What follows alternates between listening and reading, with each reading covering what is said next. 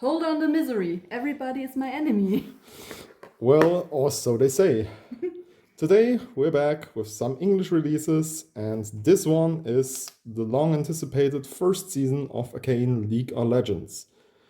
As you can see, we got the English version here from Great Britain. In this case, Anime Ltd gave us this 4K box. Not in the sense they gifted us to us, we pre-ordered it like everyone. Like everyone else.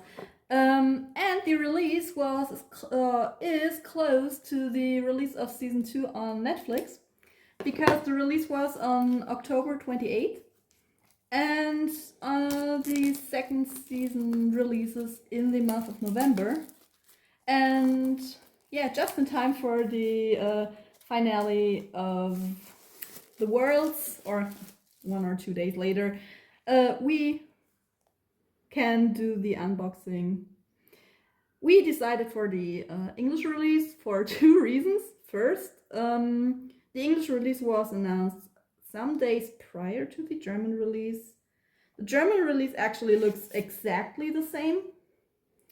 And we really like the English dub, even though the English voice actors are not the game voice actors. They had an entire recast for the voice actors for the show, but they still did a very good job. So. And as you can see, the Steelbook is quite nice. For example, the red elements like Jinx Eye and here the Arcane League of Legends Season 1 writing, they are pretty shiny in contrast to the rest of the box.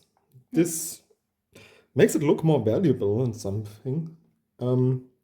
As well, the blue lineouts of the clouds here, they're as well, I hope you can see it under the camera right now, what I'm trying to describe. Yeah.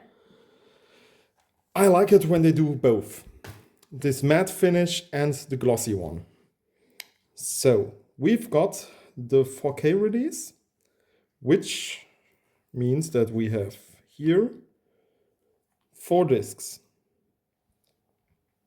And now I have to look it up. No, I can't see how many episodes per disc. Sorry. Yeah, and what might be quite interesting, that we will edit this later. Usually, or sometimes, if you have a 4K release, there is more than just the English dub on the discs. Because the release is so close together of Germany and the UK, there may be even the German dub on the discs, but we don't know that yet. Yep, because as you could read before, there are various languages, but not stated which ones in particular, aside from the French and the English. Because here, audio, English, English, Spanish, French, and some subtitles. Yeah. So maybe it is German, maybe it is not. We don't bother about the German dub too much because, as we already said, we like the English dub. And we mostly watch it in English when we rewatch Arcane. So right now we're not anticipating that the German one is there, but it would be a nice surprise. What we can else say about this release is there were like 4 different ways to get this. A standard one, this was the cheapest. The normal Blu-ray one, which was quite similar to this, but instead of Jinx, you could see a sister. Yeah, you could. It was with Vice Face. There was the 4K edition, which we have here, and the special collector's edition with dices, and I think there were some pin buttons as well and stuff. With the, I think it was double the price that we had to pay for the Jinx version. It looked fancy, it looked nice, but yeah, it was kind of expensive, so we decided for the 4K version. Yeah. So, and about the other details, we see us in a minute.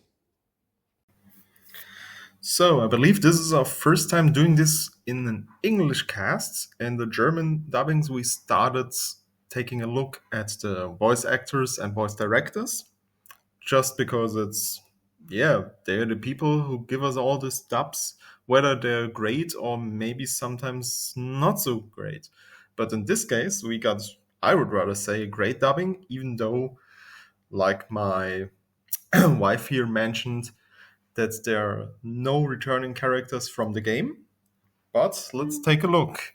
First off, we have the voice director, David Learley, who has done only one job prior to this. This was Valorant in 2020.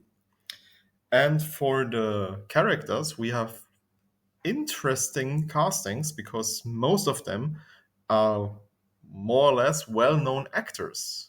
For example, Ella Purnell voices Jinx, and she is mostly known for Lucy McLean in the Fallout Amazon series. and considering Amazon, there's also from the animated show Invincible the character of Jane, which she voices. For Y, we have the actress of Haley Steinfeld, who has done voice acting for Gwen Stacy in both of the movies Into and Across the Spider-Verse, and also the animated movie When Marnie Was There, she was the character of Anna. Yeah, Silco was voiced by Jason Spacek. I hope I pronounced it right. He was Bart Klaus in the Dissidia Final Fantasy series, or Scorpion in the Spider-Man video games, like in 2018, the PlayStation 4 game. And some of the animated series, because Spider-Man animated series, there are more than Spider variants you can count. Um, for Jace Talos, we've got Kevin Alejandro, who you might know if you watched the Arrow TV series. He was the character of Sebastian Blood, but considering his voice work, there shouldn't be anything else, according to IMDb and Behind the Voice Actors.